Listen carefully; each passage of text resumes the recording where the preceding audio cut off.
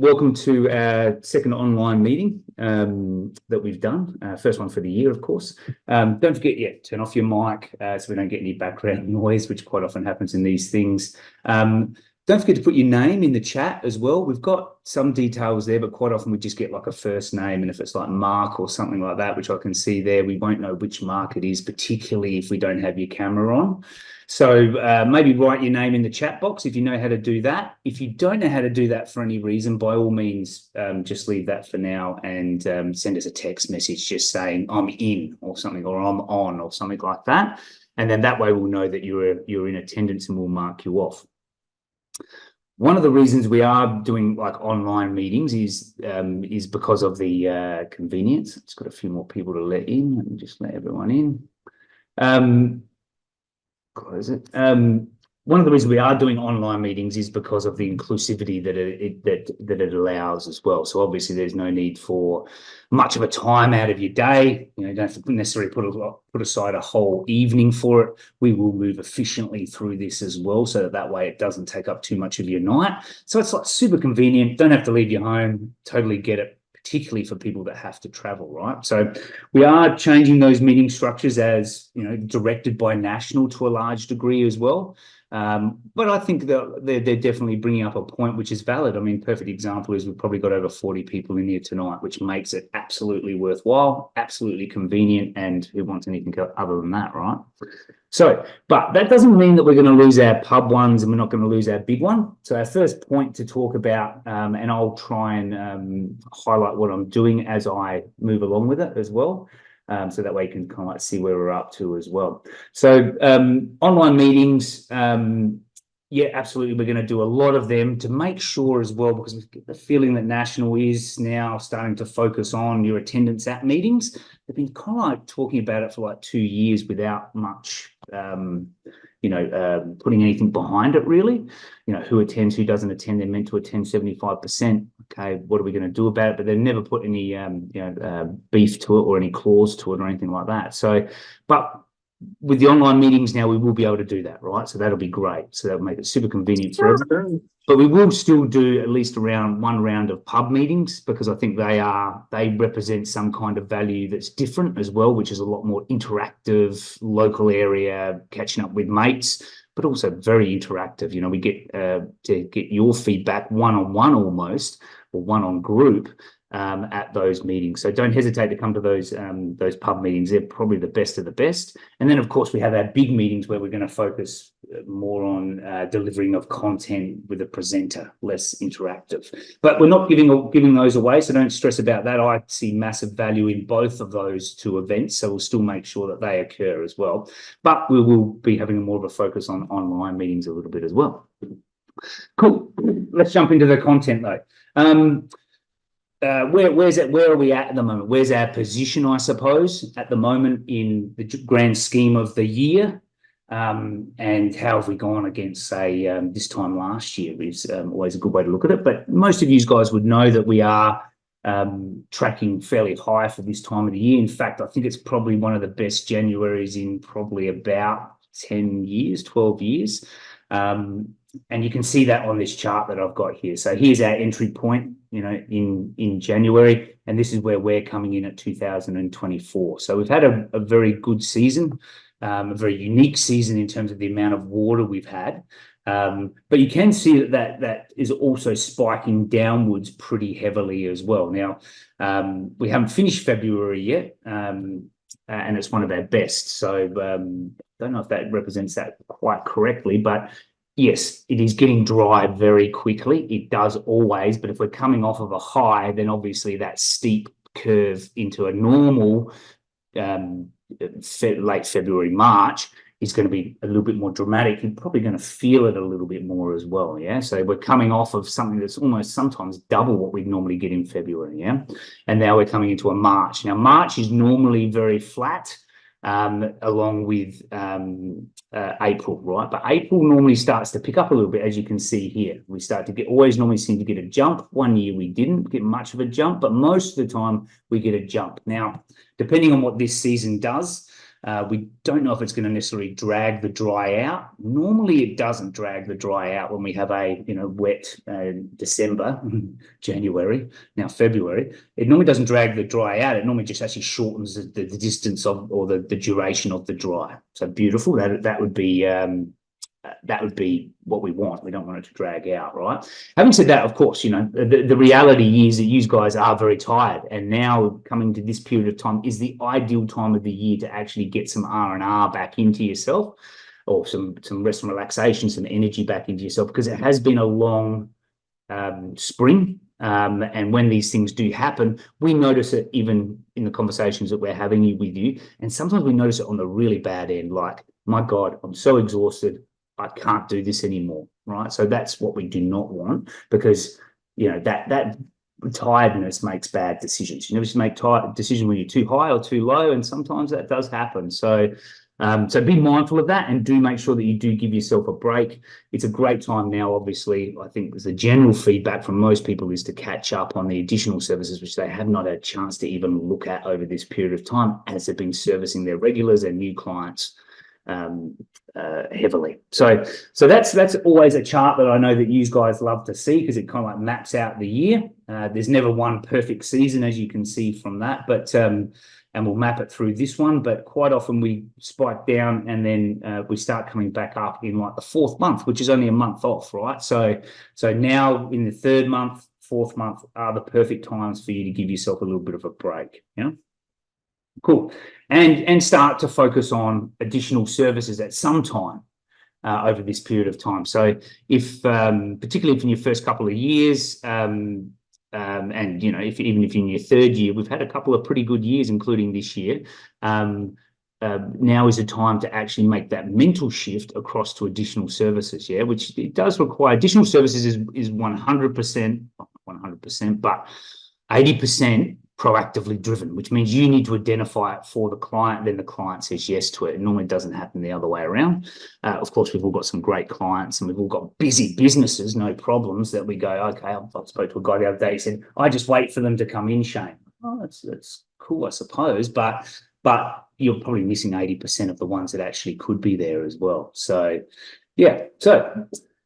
that's what our curve looks like. Give yourself R&R, start thinking about making that flip across to additional services, which we haven't had to do, right? So, and our call with additional services is start finding an additional service at every person's property, and start forming your whiteboard of additional services that you can then use to buffer against workloads, The next thing that probably comes with that also is to think about, like, seeing into the future.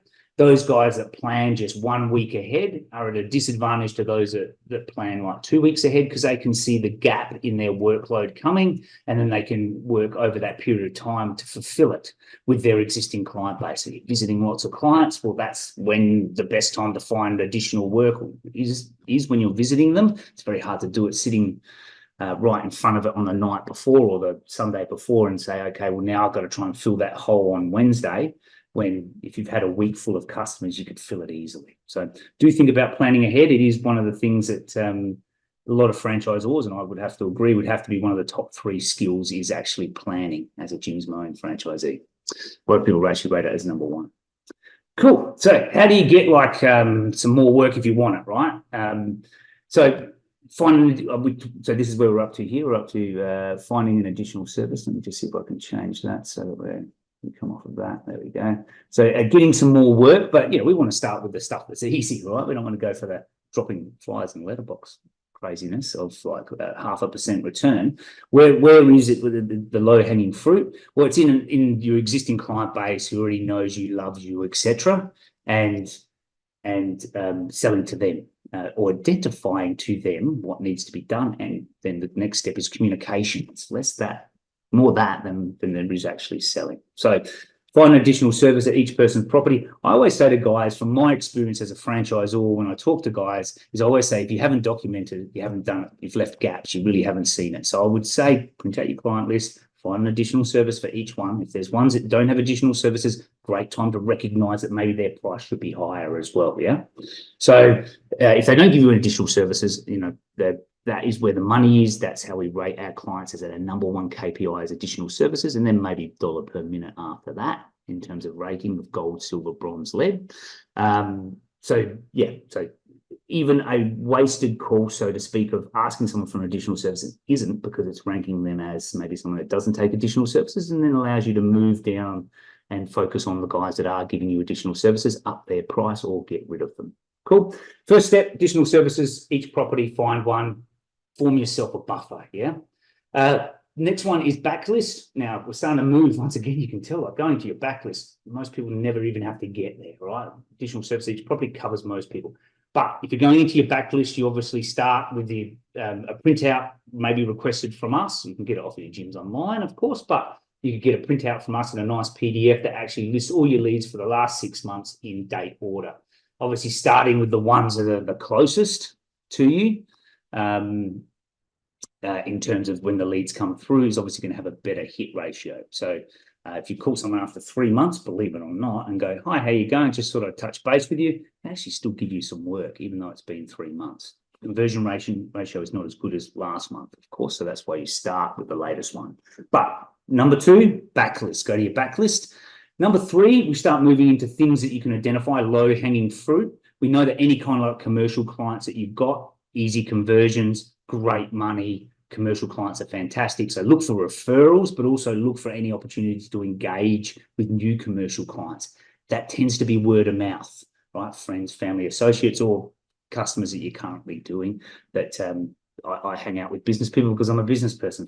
Fancy that, right? You might be the same, but certainly other business people are too. So lots of the simple stuff like business cards and lots of thank yous and 1% to those commercial clients. Double down on them. People selling houses in your area, low-hanging fruit. Once again, you could be a welcome guest, not a pest. They put a sign out in front. They are inviting some kind of interaction with them as well, which is great. And then the last one, which is one that I know a lot of guys probably when they first start, we get these guys doing it, and therefore we see the results better with starters, is your Facebook, right? So your Facebook, which is just your own personal page, and you're just documenting what you're doing before and after shots. But that can go with a like from your family member or friend, can go out to all their family, friends, and associates. And it's documenting normally something you're pretty proud of. So it's probably something you want more of. That could be hedging, pruning, whatever it is, fertilizing, landscaping, whatever it is. But it's normally a good money job, right? Isn't it? So it's a kind of work you want with the kind of people you want, and that's gold. For one click of the camera and then a send, and then people start liking it. So Facebook, just be very mindful. You are not allowed to ask for work, and you're not allowed to talk about the area that you're in. Okay, so we've got to be very mindful of soliciting work in other people's territories. But if you are doing Facebook and you're doing before and after, which I highly recommend, we do have a set of rules or guidelines that I kind of like wrote up just to keep you on the straight and narrow with that. But yeah, Facebook is something that gets people a lot of work, particularly when they first start, because they're willing to engage with it. A lot of us, mowing guys, we go like Facebook and shun away from it. I get it, me too. But it gives results. Cool. Okay, moving on. New guy put on back to basics. I had a conversation with a new guy. He's put on about 14 regulars over about a 2-month period. God, if we could all do that throughout the year, divide that times that by 6, we'd have a whole new client base every year, right? So first 2 months, 14 regulars he put on. What was his keys to it? Well, it was referrals. So obviously from satisfied customers. And that is the benefit of meeting new customers. We get in the habit of not really needing to meet new customers because we've got regulars all the time. And then we've got additional services, which is our first port of call before meeting a new customer for work levels. But referrals, from existing client base. So take a lead, make sure they're super happy, and then you get referrals from them. So he spoke referrals first, and obviously he was pumping business cards into his clients, which is something we kind of forget about, don't we? Business cards these days. But certainly business cards or fridge magnets seem to be working really well for him. So I thought I'd give that a mention because it really took me back and went like, yeah, back to basics, right? Make sure that they've got plenty of opportunities to give us referrals. Cool. Talking about regular customers and how to get regular customers. This dates back to my marketing degree. But customers become regulars more than any other time when they are delighted with your service. And what does it to be delighted with your service mean? Yes, of course, it means a number of things, but the big thing they relate it to, particularly as it relates to regulars, is if you surprise them with something a little bit extra. Now, that could be being super friendly, but it could also be like, we always used to layer in that like 1%, you know, so it's like, oh, by the way, I also sprayed those weeds down the driveway path for you, or the path leading out from your house, or whatever it may be. That's just a little 1%er. And you don't have to do it for every person you meet, remembering that, you know, we're in the selection game of getting clients into our gold category. So if they're not looking like they're gold, by all means, do not do the 1%. But if you want them as a client, lay it on a little bit thick, you know, when you first start with them. Once they're in the system, you can always raise the price if you need to. Yeah, you can always renegotiate.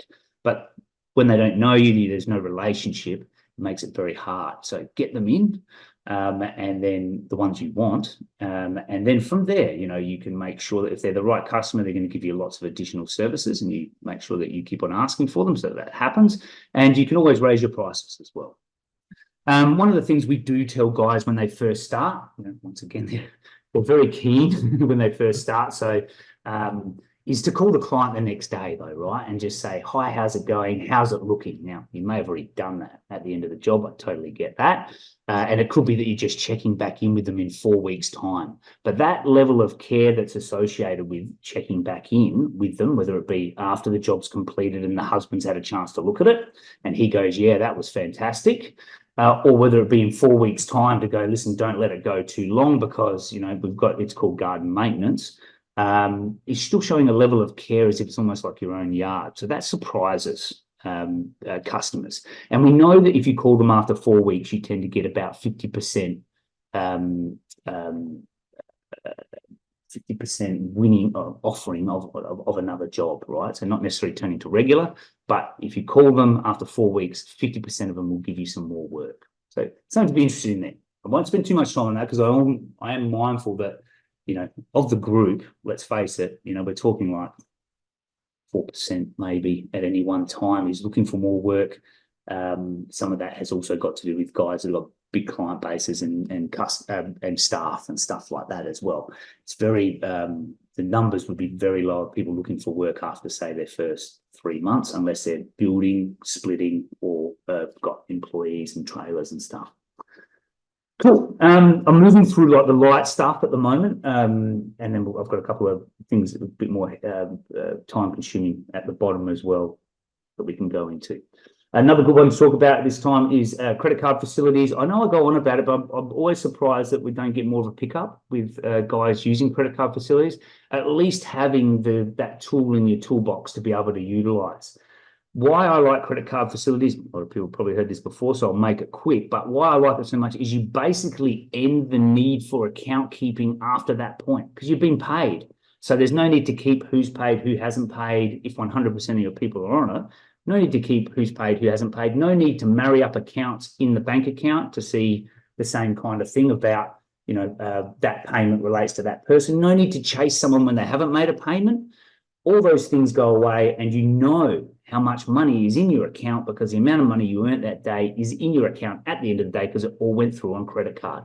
Credit cards are about 2%. I believe that 2%, which you pass on to the customer, legally pass on to the customer, is worth every cent to be able to keep cash flow. Cash flow is so important in any business, and to be able to run it all on credit cards, that is 100% what I would do these days. Having my time again, being 10 years older, you know.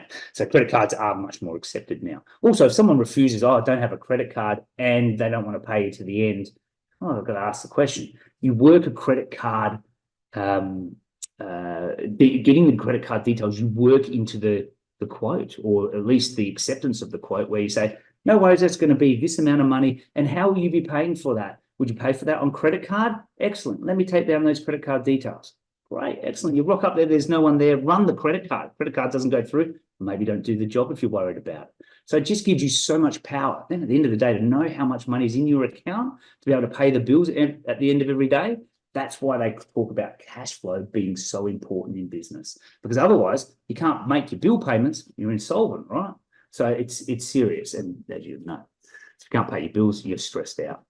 Cool. So credit cards, love them. I think you should at least have it as a capability and maybe start doing it at least with new clients. I know like some people don't want to rock the boat with old clients.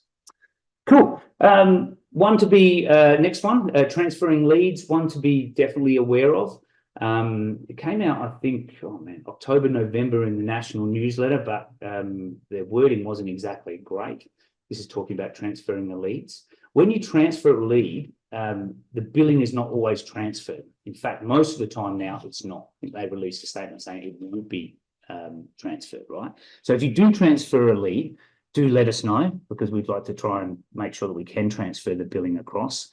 What they're trying to do with the non-transferring of billing when you transfer leads is you've asked for a lead under your profile. You said, I want this kind of service in this suburb. They've delivered it to you. Now, of course, there's always circumstances where things haven't gone according to plan. Cool. But there is, and we actually did notice it, to be honest with you. I didn't think it was a problem. I actually stuck up my head a little bit at one of the meetings going like, transferring leads, you're not going to transfer the billing, but you're going to bill the original guy and you're going to bill the next guy. That's unfair, right? That's what I was saying. And there's no problem. But I must admit, when they actually did it, I had about 4 guys I had to speak to that were actually transferring over like about 7 to 10 leads a month. So they were taking leads and hand picking the leads. Oh, I don't want that one. I'll hand it back into the system. Well, that's not fair to the next person that takes it on, right? So that's why they're doing it. And I didn't think we had a problem with it in South Australia mowing, but there was a couple. So be mindful of that. Obviously, we don't want to see that happen. Do check your billing so that if something like that does happen, we can address it. But I think we've addressed it and solved the main problem that was associated, which is +5 per month being transferred because the person didn't either update their Blackboard or they were hand picking, which is even worse. So just be mindful of that. Do check your billing. Make sure your leads are valid and haven't been transferred. If you can transfer a lead, do it very quickly, yeah, so it doesn't affect that next person coming in. Obviously, we've got the 2-hour callback, yeah, so if you leave it over half an hour to get back, the next person coming in has much less of a chance of actually converting that lead, and therefore, we don't want him paying for it, right? So do it as quickly as you can. If you can, make sure your Blackboard is asking only for what you need, even more importantly. Yeah, so make sure your Blackboards are, because transferring, just remember in your head, transferring leads is much more of a process now.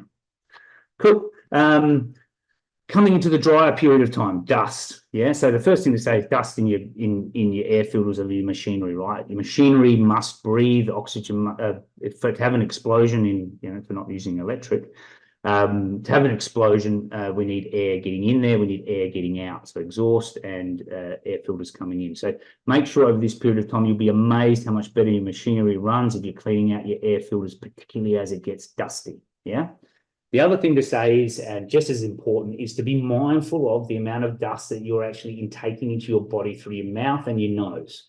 I know at the end of the day, when I used to go out and I used to blow my nose, it was full of mud, right? So there's lots of things we're picking up from the lawn, dust and dirt, but also, there's like fertilizers that we've laid down there that may be mulched up in the mower, dog poo, cat poo, bird poo, things that are getting, turned into things that you can then ingest through your nose, right? So be mindful of that. I don't think there's any solution where you wear an air filter all day around, or an air mask, a mask around your face all day.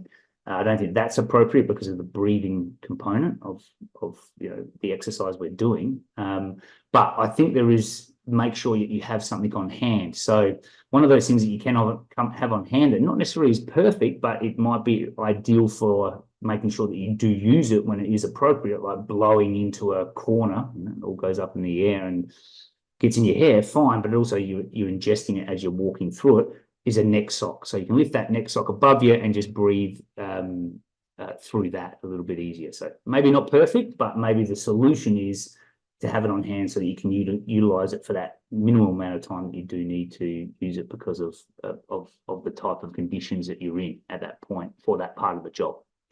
Cool. Next one. So much to get through, right? A killer script. I may have spoken about this before, but one of the easiest ones to ask someone when you're rocking up to see them is, do you have someone currently maintaining this for you? Just another way of saying, well, what's gone wrong that you've had to call me and it's now probably worse than what it should be on a kind of like a maintenance schedule. Also points to the fact that gardens are in or yards are in maintenance. They're not in one-off kind of jobs. So By asking that, though, it gives you a real indication of whether it was little Billy or if it's someone that's let them down, or someone that's let them down. Well, fantastic. You know, that's great. They're now adequately motivated to pay your price. So by asking that question, it's a nice lead-in question to whether or not this person is going to even get it regularly maintained. Oh, no, I'd never get it regularly maintained. Well, make sure that your pricing is appropriate for a one-off client. Thinking about a one-off client, you know, you've got to, it's a bit easier for us, right? Because some of that population, particularly with Jim's Jobs, of customer details goes automatically in. But you've got to enter those details. So there's an admin behind a new client, right? So if they're not going to be regular, if they're going to be regular, no problems even taking a little bit of a cut on that first price maybe to get them in. Or the admin associated with it. But if they're not going to be regular, then you've got to make sure you price it appropriately. Yeah, make sure you do written quotes as well. And you know, if you're ever worried about it for any reason, get them to sign it. Particularly when you're talking about third-party stuff like NDIS. You know, they authorize you to do it. Great. And just putting a little signature there. Take a photo of it. You're done. Right? They've authorized it. If it ever comes down to who's going to pay for it, well, they just signed off on it. Cool. So ask them who's currently doing the maintenance is a great leading question, a gold question.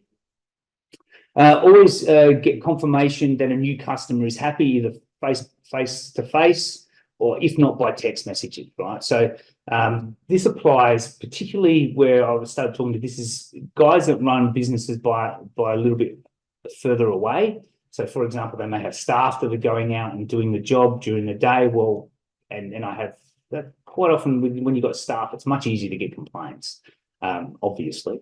And it's much easier for there to be no additional services being offered as well or found. So be mindful of those things.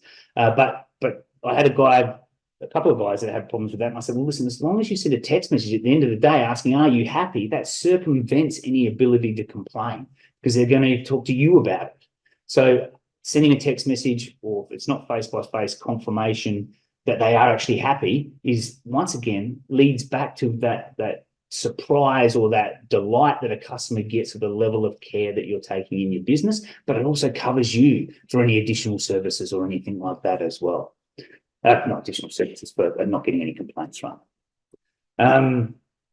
Okay, next one. Text is king. Text messages is king. I still get a lot of guys that they'll say, oh, but I told him that. And I'm like, rescheduling of job, saying you're going to be there at a certain time, couldn't make it at this time. Man, the text message is king. As soon as there is anything that steps outside of the ordinary, try to work from your text messages more than actually calling them, believe it or not, or back it up with a text message if you see it's a high risk. That's really the only way to get rid of complaints, apart from making them happy. Now that we've got the option of always making someone happy, anyone except for like the most unreasonable people, we can normally get rid of a complaint with. Bit more of a process, of course, but comms, communications is still one of those ones where we could cover off a little bit better, I think. Get a text message. Jim's Jobs, big one for Jim's Jobs people is we don't get Jim's Jobs, right? So we don't get to see it, which is a bit of a pain in the ass, but we've asked, but we don't pay for it like you guys do, right? So therefore we don't get it. And I suppose we've got no population to put in there or anything as franchisors or customers or anything like that, or scheduling, which would make it useless anyway. But verification codes is something they've introduced. I'm hearing from third parties, like you guys, and just be mindful that with the verification code, it is timing out. So if you are entering details on a customer, it might happen once in a blue moon for you guys, new guys more, you know, where they're entering all their details at the start. If it does time out, you may lose the data that's on that page. So try not to get, if you're entering a form, whether it be a quote form or whether it be a customer detail form, make sure that you're not going to get distracted and then lose that data, because that could be frustrating for sure. So be mindful of that. We have put in a bit of a note to the Jim's Jobs crew to see if they can maybe do that a little bit better than what they're currently doing it, but they do have a long list of items that they want to improve on. So be mindful of that yourself as much as you can. Next one, employees. Yes, listen, anyone that's got employees, you are at a higher risk of WHS issues coming up. we had one during the week where trying a new employee had one day, came back and complained about how they were feeling after that day. The people that did that, that were taking that person for the first almost like trial day, giving that person a chance, I think is probably a fair call to say as well, had their bases covered. Yeah. So they had all their PPE gear there. They'd had the guy read the OH&S manual. They had a site sheet. He was out with someone. They were given the proper breaks. So there was no reason for it, right? So particularly in this heat exhaustion, if you're trying someone else new out, that can knock someone out. I mean, Jerry took someone out once and actually wiped them out on like a 35-degree day. And the wife called up and abused us and said, you know, like, you've just about killed my husband with heat exhaustion, right? But be mindful of that. We're used to it, right? We know when to take breaks. We know at the pace to go throughout the day as well to make sure we make it to the end of the day. So that's important. You know, these guys do not know that as well. And that used to get me every time. I used to come out of uni, they'd just go overseas. I used to get back into it, or just jumping back into it to help him out. And I used to exhaust myself on that first day because I just didn't have the consistency to remember when to take breaks, or even the pace just to move at, you know, not to burn myself out in the first half of the day. Okay, so WH&S manual, I mentioned that, site sheets, PPE, take correct breaks, but document any instructions you give to your guys. So if I was employing someone now, I would make sure probably every Friday I'd have something to say to them about OH&S, just so I could put it, or WH&S, so just so I could put it in my head. Every Friday before he leaves the vehicle, I'm going to say, how'd you go this week? Do you have any problems with anything? No? Okay, excellent. Yep, beautiful. So no WH&S issues, no worries. Write it in your diary. Talk to him and see if he had any issues WH&S related. Perfect, mate. So that's what they're looking for with WH&S. It's not about perfect manuals, perfect site sheets, you know, that kind of thing. It's more about documented communication with your employees on the subject. Yeah. So be mindful of that. Documentation is very important there if you've got employees. Different way of looking at raising prices. Quite often we look at raising prices, and I totally get it. You know, there is a bit of, you know, you've got to raise prices with customers that are locked in place. It's a bit of a movement. A lot of guys get a little bit nervous about it. Maybe not nervous is the right word, but certainly some level of resistance exists there. Just remember, 50% of your income should be coming from additional services. Yeah, 50% of, so if they're not, think about maybe having a bit of a measure of that as well, because if they're not, it means you're probably mowing too many lawns. But 50% of your work coming from additional services, that means 50% of your work is flexible in terms of income, which is really important in a business, that you have the ability to adjust to the environment, like we'll talk about in a minute with CPI as well.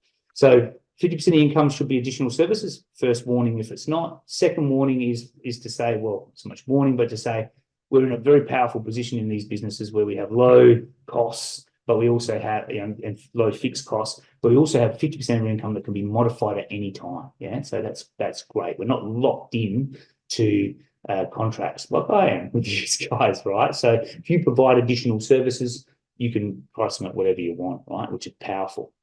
Cool, excellent.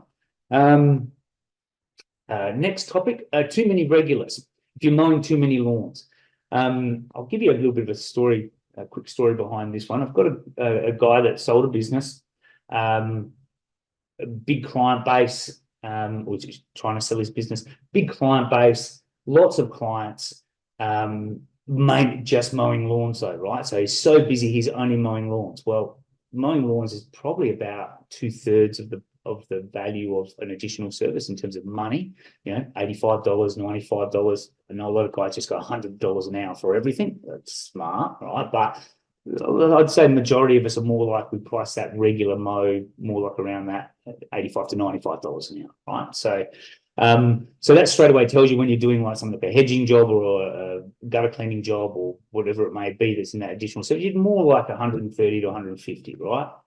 That's where you should be, right? In my opinion, anyway, right? So if you're mowing more lawns and you're just working for that $85 an hour, and that makes up 100% of your income instead of 50% of your income, you're going to be behind the 8 ball just in terms of dollars, right? So guys that think, oh, I've got excellent, I've got like over 90 regulars, I'm like, dude, you shouldn't live like that because you're just mowing lawns all the time. And mowing lawns, you're working too hard. You're not making enough money. It's boring as batshit just mowing lawns all day long, right? And you tend to pump them out, don't you? So you're going hard too. Whereas an additional service, you tend to like, oh, what am I going to do with this hedge? Work at a pace that is appropriate, bit of stacking, bit of cutting, bit of loading, bit of going to the dump. Yeah, it's not as monotonous and not as hard going. So be mindful of that. And you're not servicing your clients properly. Yeah. So by not servicing your clients properly, they're not getting their whole yard done either. So, and where that comes down is it could make your business unsellable, certainly very unattractive, because what's the new guy going to come in if you've got lots of clients and now he's got to come in and cull that business down? And he's like, well, I just bought this business with this many clients and now I'm going to lose 20% of them because I'm going to try and raise prices. Normally there's a bit of a correlation between lower prices as well in those scenarios where people haven't been active in their business in terms of getting rid of clients and keeping their client numbers down. Normally there's a bit of a correlation between lower prices. So the guy comes in and he's like, oh man, if the prices are a little bit low, I'm like, okay, buddy, that's all right. I'll help you. We're going to raise our prices. And some of you guys on the call will know that I've done this with you guys. We're going to raise our prices by $10, $15, and we're going to lose 10 of them. And you're like, oh God, that's so hard to do as a new person coming in. So be mindful of that. You're not doing yourself any favors or the person coming in that's going to buy your business, your asset at one time or another either. And it's not good to do it all in one hit, right? So be mindful of those things, additional services and your pricing, because you're not doing anyone any favors, or the customer as well, because then the customer gets shocked as well. And they feel like they're being treated unfairly by the new price on the new person. Because they're not testing the market all the time. And they go, okay, well, you can go then. And they go test the market and they realize, well, Jesus, he actually wasn't that far off the mark anyway. But it's the shock of it because you didn't engage with your business. Cool. Second to last one. So we're almost getting there, which is good. We should finish within the hour, guys, I'm hoping. So about another 15, 20 minutes. One way to deal with overloading of work is to do a split. And I always get the feeling that when I'm talking to franchisees that it's like, oh no, I don't want to do a split. You know, it's almost like doing the system a favor or doing franchisor a favor, which is true, definitely to some degree. Like it's heaps easier to sell splits because you guys, the quality of the clients in the splits tends to be really good because you don't tend to do splits straight up, right? You tend to do lots of culling, make sure the clients are perfect. And then when the new guy comes in and buys a split, he only gets perfect clients. I think that's part of it. The other part is, of course, with a split that they got you, right? So you kind of like mentor them, help them in, give them a bit more work, etc., like that. So splits are good. I don't deny it. But the splits are really the main benefit, without question, is to use guys, right? There's the money to start with, right? So the money for an average split, we look for about $2,300 worth of cut value. I've taken the paperwork guarantee up to like $2,000, which means that I should have taken the minimum cut value required for a split up without worrying about paperwork guarantee and stuff. I should have taken it up from $2,300 to probably $2,000, I suppose, but I haven't. So I've just left it at $2,300. I'm comfortable with that, but I've taken it up to $2,000, right? Which I think has attracted a few more people, it's fair to say as well. And it's probably more representative of what new guys are doing when they're coming in. We're tracking them to $2,000 anyway. But the main benefit to you is if you can get that list together, we tend to sell that for somewhere around about the $30,000 to $35,000 mark. Now you're going to lose 20% of that to gyms. Cool, no worries. So let's go on a lower level and go, like say it's $30,000 worth. You're going to be down to you're going to lose 6 of it, so you're going to be down to $24,000. But $24,000 hitting your bank account, plus I think with small business concessions, you only got to pay tax on half of it. The money is worth it just on its own, right? And if we've got to do stuff with territory, we can work all that in there. If you've got lower numbers for the splits, we can work in some compensation. You don't make as much money, of course, but you're not putting as much in, but the money is still there for you, and we're super fair with that. But if you are interested in that, let us know. But here's the big ones, right? What we've seen that not just the money, but what it does to businesses. Now, what it does, it refreshes your client base, right? So quite often, there's no question in businesses, we've got regular client bases, which is so fantastic for us, right? To leverage off of so we don't have to sell to new clients all the time. But one of the downfalls can be is that our client base doesn't refresh. We get kept with those old clients. And a perfect example of that is the people that pay the least, and I've seen it, are the people that have been your customers for the longest period of time, simply because it's not refreshed, right? And it's hard to bring them up. Well, know why it is, but it shows on paper when guys go to sell their businesses. I'm looking down the list. People that get paid the less per dollar per minute are the ones that have been with you the longest. So doing a split, taking half your client base or however much of it is, taking a chunk and selling it off, and then regrowing at your new rate creates a new client base, 50%, that is at a new rate. Now you've got all the support you need in the world to go, that new, isn't it funny, that new clients that I've just done, 50% of the client base are all priced beautifully, and I love working for them because it's great money. Now you've got the reason or the purpose to be able to go, well, wait a minute, the other 50% can't stay at that level just because I've had them longer, and it becomes blatantly obvious, and then you raise them up. So it raises your whole client base up as a whole. It also allows you then to capitally grow again. So capital growth is a big thing in a business. You know, when you go to invest in the stock market, you go, okay, well, it gives me dividends, great. But how much is it capitally going to grow as a business? Well, we're restricted in one-man shows to 40 hours in a week or whatever it may be, but you can do splits, right? So splits gives you the opportunity then to capitally grow again, split off again, do another 30, split off again, do another 30, get 20, 26 grand in your bank account each time. So that's what we used to do when we were franchisees. And some guys do it, but there's not as many serial splitters as what I would have thought. But where that came from this week was I've got a guy really flat in his business, doing nothing but mowing jobs, a little bit further away from his territory probably than what he needs to be. He's in the western suburbs and his territory's in the eastern suburbs. And I said to him, mate, just split off half your client base that's in the east.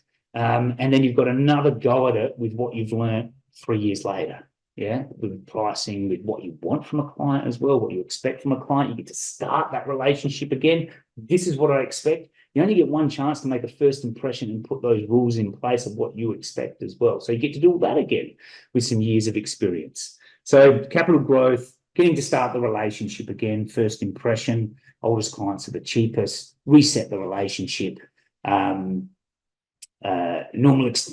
Yes, of course, the normal experience, to be honest with you, is when guys do splits, and normally they're, you know, around that kind of, well, sometimes they're less, but even the ones that are as high as like half their client base, 40 clients, something like that, they don't really notice any drop off of work at all. Normally that's because they've been doing so much mowing. Now they're hungry, they just see it everywhere. They normally fear it a little bit. I think we did too. Wow, I just sold half my client base. A bit worried about work. Better find some, and guess what? It's just everywhere in your existing, or half of your existing client base that you've got left.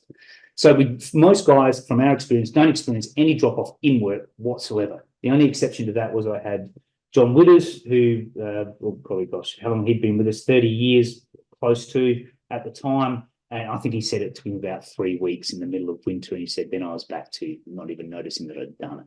So that's the worst I've ever heard in 20 years. So if you are thinking about doing a split, listen, I can only recommend it. And I don't do it necessarily for growth factors of our business. I do it more so to save your business, like I was doing with Western Suburbs fella, franchisee who's in the east and just mowing lawns all the time and is exhausted. And he's like, Shane, I think I want to get out. I'm like, tell me about your business. I'm like, shit, I don't blame you, because all you're doing is mowing lawns all the time. Shit money, terrible type of work, and exhausting as well. So it does. So it refreshes. So if you're feeling a little bit that way yourself, totally get it. Maybe time for a split. Have a chat to me about it. No pressure. Cool. Last one. I just wanted to talk to you about CPI. Natural effect. I had a couple of franchisees going to me, oh my God, CPI, it's the effect on my business. You know, everything's going up, including franchise fees. I totally get it, but what is it that you're complaining about, like with CPI? CPI is actually really good for businesses. Not great for employees, although they do raise the minimum wage. They try to, but it's not good for employees, right? Because employees can't adjust, or in all industries where you can't adjust your price, right? So you're locked into pricing, or the competitiveness is so dramatic that you can't raise your prices, right?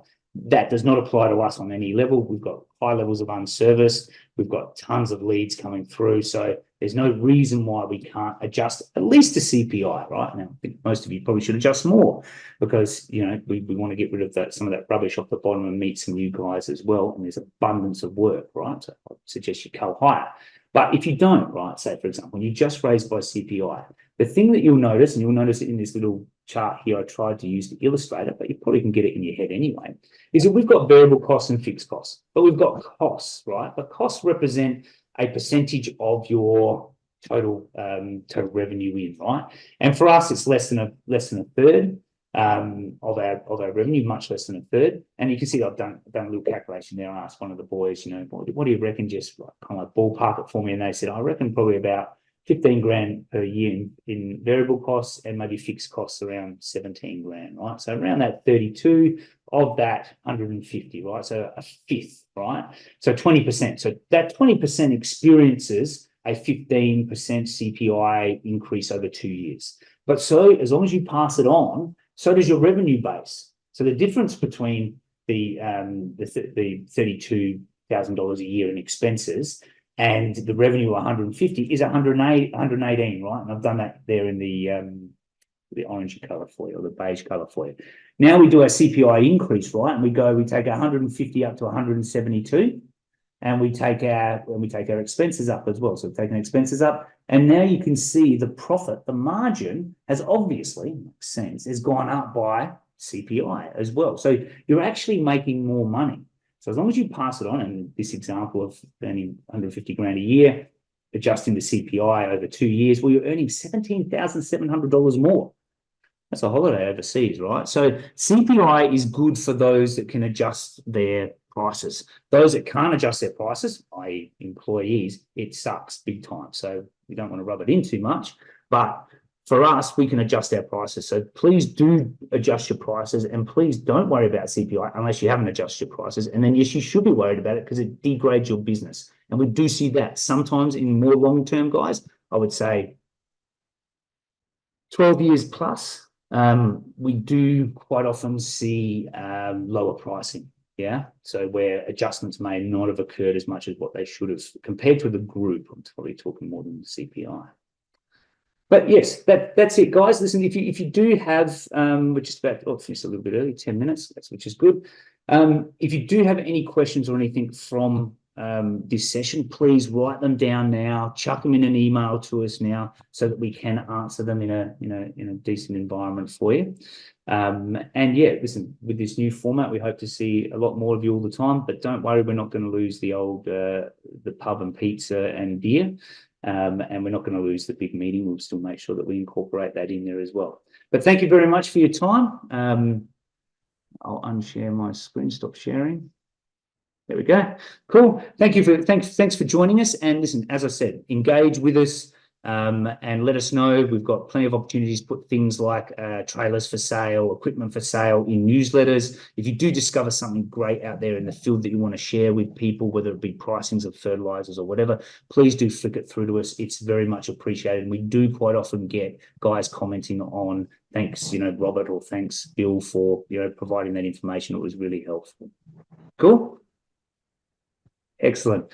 Thanks, guys. I'll sign off now. You guys have a great night, and please engage with us as you need to. We look forward to your call. Okay. See you for now.